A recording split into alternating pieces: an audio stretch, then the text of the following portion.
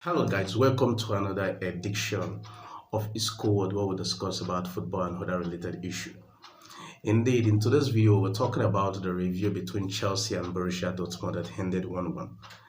Now let's talk about the lineup. Before we talk about the lineup, I want you to actually like the video, share and subscribe. Also click the bell notification so that you can be notified when we drop any video, and I want your comment at the end of the video.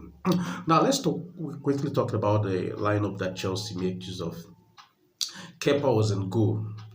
Reece James played a right back. Silva and Cole played the the defensive pairing, and Shewell played the left back. And the defensive pairing was between Enzo and Gallagher. Gallagher actually had a spectacular game. I'll come back to him later. Then the 10th position was handled by Chukwuemeka, and Sterling and Nkunku played a flank.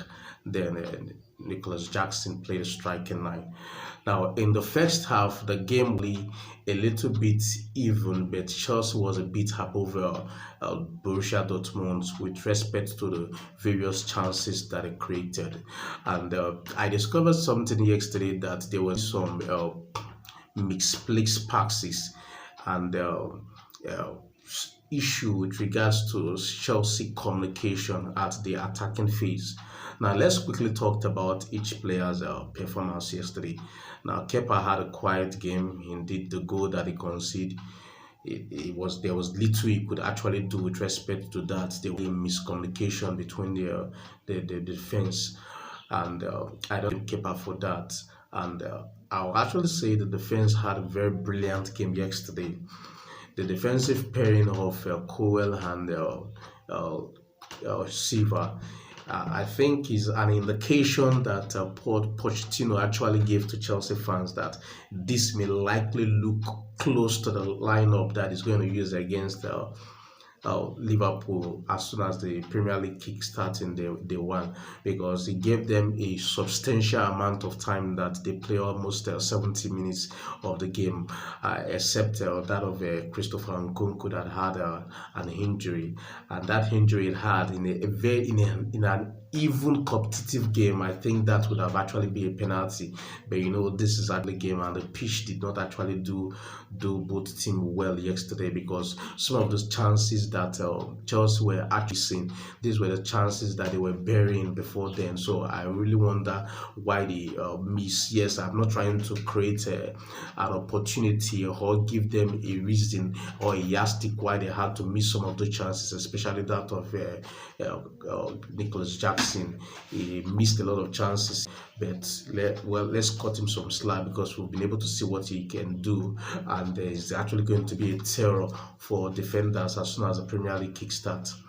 Now, Reece James, indeed, his game was actually a little bit above average, because he actually did not put any foot wrong, Silva and Cole.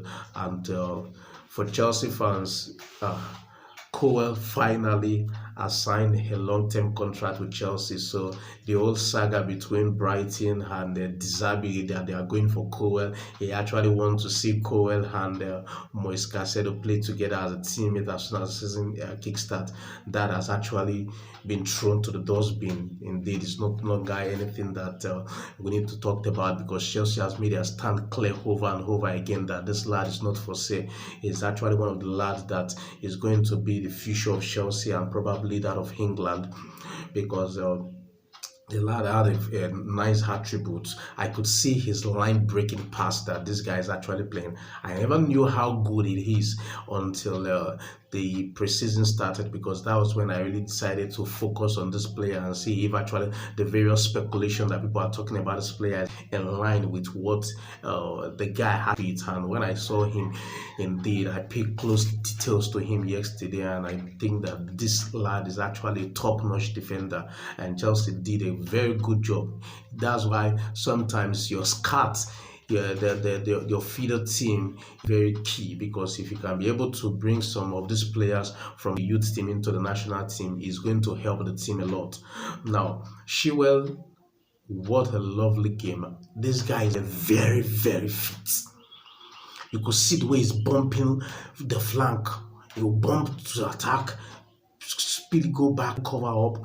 This guy is actually very, very fit. And one thing I love about Chilwell is that he's not scared to take a shot. And I think that's one nice attribute that I liked about him. That's one thing that actually keep Marcos Alonso at that top level. But just that he's not good defensively, but she will actually had both package, which is something that Chelsea can benefit a lot.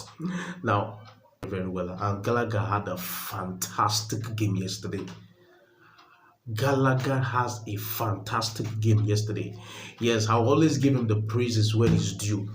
But indeed, where there is a need for actually constructive criticism, definitely trust me, I'll come here and also tell you guys. But when the guy performed well yesterday, any game, I'll come here and also tell you guys. Gallagher had a very good game yesterday, which I love. Enzo Fernandez, we know exactly his attributes. Then Chukwuemeka, he was actually within the average sector yesterday. There was a time that even after the injury of Nkunku, and I could see one thing that Pochettino is actually very good at. He paid attention to details, to every single player. You could see him actually pulling them and talking to them, giving them some ideas on what they need to do. Something that Chelsea fans is going to benefit from this guy. Before now, I actually think that this is an average coach, but he has been able to prove me wrong that yes, he's among the top class of coach, even though that the CV does not actually, the statistics does not says that with respect to the trophies that he has won. But indeed, let's see how it goes with Chelsea. Now, Sterling had a nice game yesterday, but there are some misplaced passes that I'm not expecting a player of his caliber to be doing. He's one of the most experienced players in the team. So if the young lads are actually making this kind of mistake, I don't expect Sterling to make that kind of mistake. Sterling, he needs to as soon as the season begins. Well, maybe still because of he's still a level of preseason players trying to gain sharp match fitness and thereabout. Nicholas Jackson, this is one player that even though he did not score, just in the caliber of the Drogba. And now I'm not actually comparing him to Drogba. I'm only saying they have the same fixture. That even when they did not score, they had a tendency of putting up a very high standard game. And it's going to give a lot of defenders headache.